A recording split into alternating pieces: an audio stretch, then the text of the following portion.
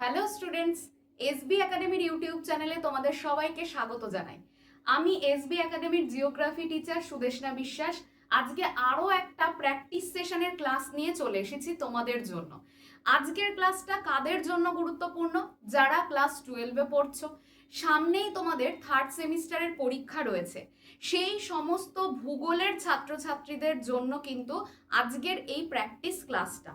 তোমরা প্রত্যেকেই জানো এর আগেও কিন্তু একটা প্র্যাকটিস ক্লাস জিওগ্রাফির হয়েছে। আজকে সেই বহির্জাত প্রক্রিয়ার কিন্তু সেকেন্ড পার্টের ক্লাস কিন্তু প্র্যাকটিস ক্লাস কিন্তু চলছে। সুতরাং আর সময় নষ্ট না করে তাড়াতাড়ি চলো দেখে নেব আজকের প্র্যাকটিস ক্লাসে আমরা কোন কোন বিষয় নিয়ে আলোচনা করব। দেখো, সবার প্রথমে এই চ্যাপ্টারটা কিন্তু বহির্জাত প্রক্রিয়ারই চ্যাপ্টার, আর এই চ্যাপ্টারের আজকে কিন্তু সেকেন্ড ক্লাস চলছে। যারা আগের ক্লাসটি দেখোনি তারা অবশ্যই এসবি একাডেমির ইউটিউব চ্যানেল থেকে ফার্স্ট জিওগ্রাফির প্র্যাকটিস ক্লাসটা কিন্তু দেখে নেবে, তাহলে তোমাদের কিন্তু আরো উপকার হবে। প্রথম প্রশ্ন দেখো, বলছে পৃথিবীর দ্রুততম হিমবাহটি কোনটি? অপশন এতে আছে মেসার্ভ, বি তে আছে হুবার্ট, সি আছে ল্যাম্বার্ট, ডি আছে কোয়ারেয়াক। দেখো, এখানে যে অপশনগুলো রয়েছে তাদের মধ্যে থেকে আমাদেরকে বেছে নিতে হবে সব থেকে দ্রুততম হিমবাহ। এমনিতে যদি জিজ্ঞাসা করা হয় পৃথিবীর সব থেকে দ্রুততম হিমবাহের নাম, তখন কিন্তু উত্তর হয়ে যাবে গ্রিনল্যান্ডের জেক বসভ্যান। এটা কিন্তু সব থেকে দ্রুততম, প্রতিদিন 40 থেকে 46 মিটার পথ কিন্তু অতিক্রম করে এই গ্রিনল্যান্ডের জেক বসভ্যান নামক হিমবাহটি। কিন্তু যেহেতু এখানে অপশানে আমরা দেখতেই পাচ্ছি কোনোভাবেই জেক বসভ্যান অপশান কিন্তু নেই, সেক্ষেত্রে পৃথিবীর আরেকটা অন্যতম দ্রুতগামী হিমবাহের নাম আমাদের সঠিক উত্তর করতে হবে, সেটা হচ্ছে কোয়ারেয়াক। কোয়ারেয়াকও কিন্তু গ্রিনল্যান্ডেরই একটা হিমবাহ। এটা কিন্তু দ্রুততম হিমবাহের মধ্যে কিন্তু অন্যতম, কিন্তু সব থেকে বেশি যার গতি রয়েছে সেটা কিন্তু জেক বসভ্যানের রয়েছে। কোয়ারেয়াকও দ্রুতগামী, কিন্তু জেক বসভ্যানের মতন কিন্তু দ্রুতগামী নয়। যেহেতু আমাদের অপশানে জেক বসভ্যান নেই, তাই আমরা কি করব, অপশন ডি করব, কোয়ারেয়াক। পরবর্তী কোশ্চেনে চলে এসো। দেখো, বলছে দুটি কড়ির বিভাজিকা হলো। তোমরা প্রত্যেকেই জানো যে সার্ক বা কড়ি হিমবাহের ক্ষয়কার্যের ফলে গঠিত একটি কিন্তু ভূমিরূপ। তাই সেখানে বলা হচ্ছে দুটো কড়ির বিভাজিকা, মানে দুটো কড়িকে আলাদা করছে কোন ভূমিভাগ বা কোন জায়গাটা। অপশন এ তে রয়েছে কর্তিত শৈলশিরা, বি আছে হিমদ্রোণী, সি আছে এসকার, ডি আছে অ্যারেট।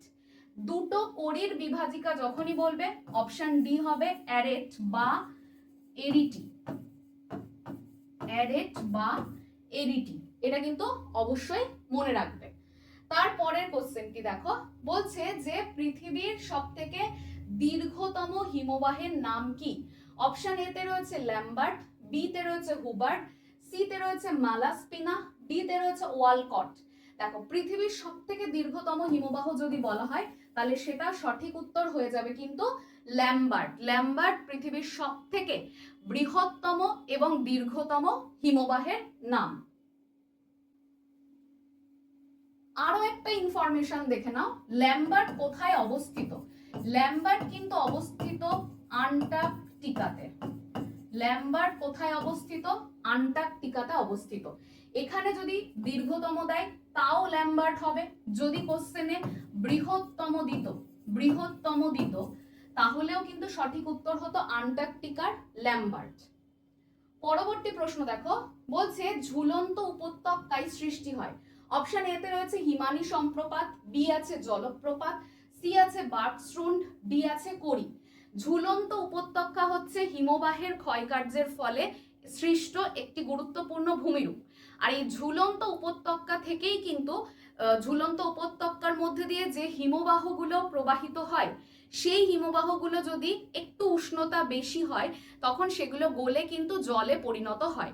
আর এই ঝুলন্ত উপত্যকা থেকে হিমবাহগুলো গলে জলে পরিণত হওয়ার পর যে ভূমিরূপটা তৈরি হয় সেটা হচ্ছে অপশন ডি, জলপ্রপাত তৈরি হয়। তাহলে এটা কিন্তু অবশ্যই মনে রাখবে, ঝুলন্ত উপত্যকাতে জলপ্রপাত সৃষ্টি হয়। পরবর্তী প্রশ্ন দেখো, বলছে নিচের কোন ভূমিরূপ হিমবাহের ক্ষয়কার্যের দ্বারা সৃষ্ট? অপশন এ তে রয়েছে সার্ক, বি আছে ইউ আকৃতির উপত্যকা, সি আছে ঝুলন্ত উপত্যকা, ডি আছে ওপরের সবকটি। তাহলে এখানে বলছে কোনটা হিমবাহের ক্ষয়ের দ্বারা সৃষ্ট। দেখো সার্ক যেটা সেটাও কিন্তু হিমবাহের ক্ষয়ের দ্বারা সৃষ্ট। ইউ আকৃতির উপত্যকা যেটাকে হিমদ্রোণী বলে সেটাও কিন্তু ক্ষয়ের দ্বারাই সৃষ্ট। সি দেখো ঝুলন্ত উপত্যকা, এটাও কিন্তু ক্ষয়ের দ্বারা সৃষ্ট। এবং অপশন ডি তে রয়েছে ওপরের সবকটি। তাহলে এখানে সবকটা তিনটে অপশনই কিন্তু হিমবাহের ক্ষয় কার্যের দ্বারা সৃষ্ট ভূমিরূপ। তার মানে এখানে সঠিক উত্তর হয়ে যাবে ওপরের সবকটি। পরবর্তী প্রশ্ন দেখো, হিমালয় পর্বতের নীলকণ্ঠ হলো একটি। অপশন এ তে রয়েছে মগ্নচড়া, বি আছে এসকার, সি আছে অ্যারেট, ডি আছে পিরামিড চূড়া। হিমালয় পর্বতের নীলকণ্ঠ, শিবলিঙ্গ এগুলো সব কিন্তু পিরামিড চূড়ার উদাহরণ। তাহলে অপশন ডি হবে রাইট অ্যান্সার, পিরামিড চূড়া। পরের প্রশ্ন দেখো, নিচের কোনটি হিমবাহের উদাহরণ? অপশন এ তে রয়েছে আরাবল্লী, বি আছে গঙ্গোত্রী, সি আছে এ ও বি উভয়ই, ডি আছে কোনোটিই নয়। এখানে দেখো একমাত্র যেটা হিমবাহ সেটা হচ্ছে গঙ্গোত্রী, কারণ আরাবল্লী কিন্তু ভারতের একটা প্রাচীন ভঙ্গিল পর্বত। সুতরাং এ আর বি এটা তো হওয়ার কোনো সম্ভাবনাই নেই, আর কোনোটিই নয় এটাও হবে না, কারণ গঙ্গোত্রী কিন্তু হিমবাহ যেখান থেকে কিন্তু গঙ্গা নদীর উৎপত্তি হয়েছে। পরের কোশ্চেন দেখো কি বলছে, নিচের কোনটিতে হিমবাহের নিচে একটি ডিম্বাকৃতির পাহাড় উৎপন্ন হয়? অপশন এ তে আছে ড্রামলিন্স, বি আছে এসকার, সি আছে কেটেল লেক, ডি আছে কোনোটিই নয়। বলছে হিমবাহের নিচে ডিম্বাকৃতির মানে অনেকটা ডিমের মতন আকৃতি বিশিষ্ট ভূমিরূপ তৈরি হয়। ডিমের মতন আকৃতি বিশিষ্ট দেখলেই আমাদের যেটা মাথায় আসবে সেটা হচ্ছে অপশন এ ড্রামলিন্স। যুক্তরাষ্ট্রে অনেক হাজার, কয়েক হাজার ড্রামলিন কিন্তু প্রায় 10,000 ড্রামলিন কিন্তু একসাথে অবস্থান করে, যার জন্য ড্রামলিনকে বলা হয় বাস্কেট অফ এগ টোপোগ্রাফি। তাহলে ডিম্বাকৃতি কিংবা উল্টানো চামচ বা উল্টানো নৌকার মতন ভূমিরূপ বললে সেটার কিন্তু উত্তর হয়ে যাবে ড্রামলিন। তাহলে এটা অবশ্যই মনে রাখবে। পরবর্তী প্রশ্ন দেখো, হিমবাহের ক্ষয় পদ্ধতিতে যেটি দেখা যায় না। অপশন এ তে রয়েছে উৎপাটন, বি আছে দ্রবণ, সি আছে অবঘর্ষ, ডি আছে প্লাকিং। দেখো উৎপাটন, অবঘর্ষ, প্লাকিং সবকিছু কিন্তু হিমবাহের ক্ষয়ের সাথে সম্পর্কিত। আর এই দুটো তো হিমবাহের ক্ষয় কার্যের ফলে গঠিত, মানে ক্ষয়ের প্রধান প্রক্রিয়া উৎপাটন এবং অবঘর্ষ। উৎপাটন প্রক্রিয়ায় যে জায়গাটাতে ক্ষয় হয় সেটা অমসৃণ হয়, আর অবঘর্ষ প্রক্রিয়ায় যে জায়গাটাতে ক্ষয় হয় সেটা কিরকম হয়? মসৃণ হয়। এখানে কিন্তু সঠিক উত্তর হয়ে যাবে অপশন বি, দ্রবণ কিন্তু হিমবাহের ক্ষেত্রে দেখা যায় না, হিমবাহের ক্ষয়ের পদ্ধতির মধ্যে দ্রবণ পড়ে না। পরের প্রশ্ন দেখো, আলাস্কার মালাস্পিনা পৃথিবীর বৃহত্তম পাদদেশীয় হিমবাহ নাকি মহাদেশীয় হিমবাহ, না পার্বত্য হিমবাহ, না হিমশৈল?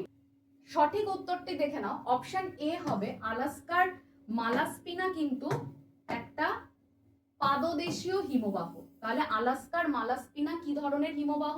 পাদদেশীয় হিমবাহ। পরের প্রশ্ন দেখো, হিমবাহের সঞ্চয় কার্যের ফলে গঠিত হয়।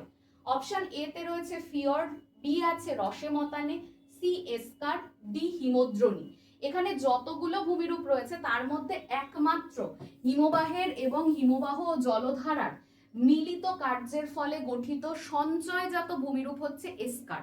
বাকি প্রত্যেকটা ফিয়র্ড, রসে মতানে, হিমদ্রোণী সব কিন্তু ক্ষয় কার্যের ফলে সৃষ্টি হয়। তাহলে এখানে সঠিক উত্তর হবে অপশন সি এসকার।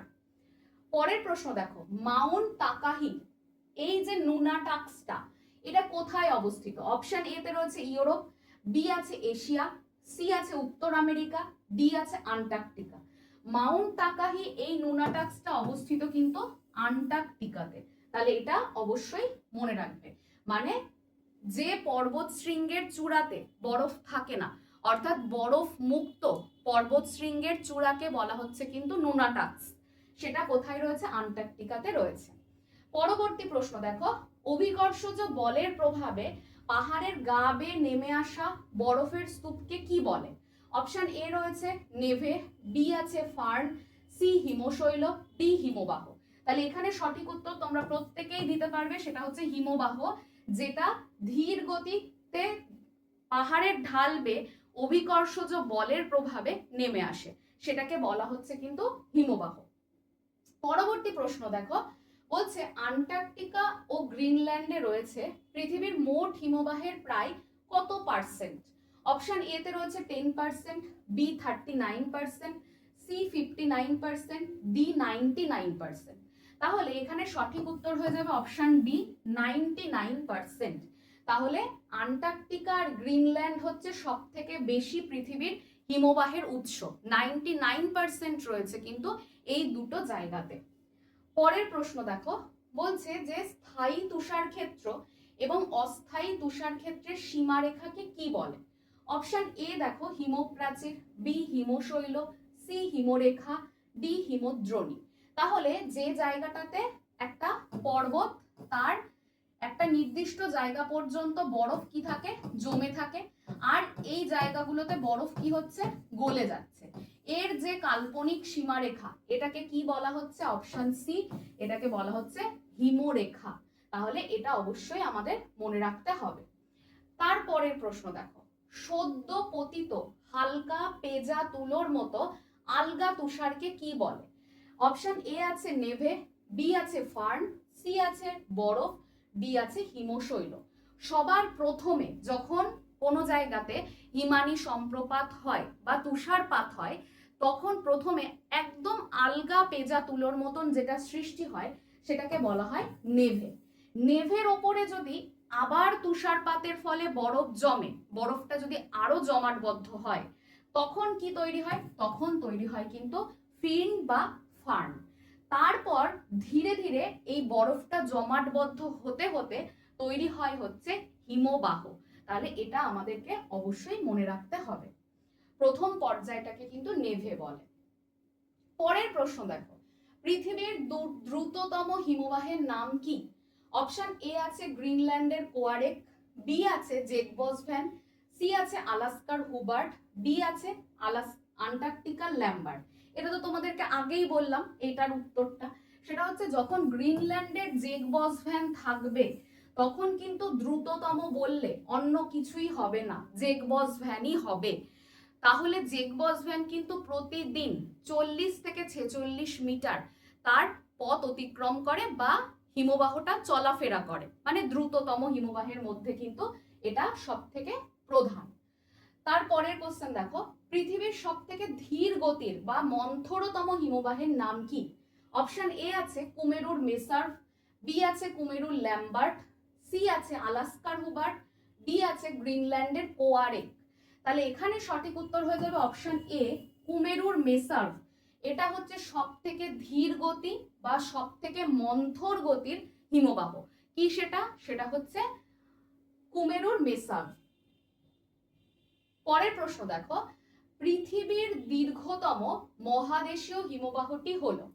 এখানে রয়েছে আলাস্কার হুবার্ট, বি আছে গ্রিনল্যান্ডের কোয়ারেক, সি আছে কুমেরুর ল্যাম্বার্ট এবং ডি আছে আলাস্কার মালাস্পিনা। বলেছে দীর্ঘতম মহাদেশীয় হিমবাহ।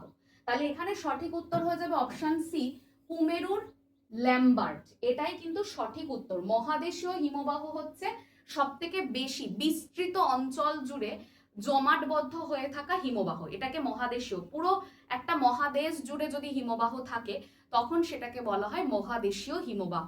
তাহলে এই হিমবাহটা কিন্তু সব থেকে দীর্ঘতম আছে কুমেরুর ল্যাম্বার্টে। পরবর্তী প্রশ্ন দেখো, ভারতের দীর্ঘতম হিমবাহটি হলো? অপশন এ তে আছে সিয়াচেন, বি আছে গঙ্গোত্রী, সি আছে জেমু, ডি আছে বিয়াফো।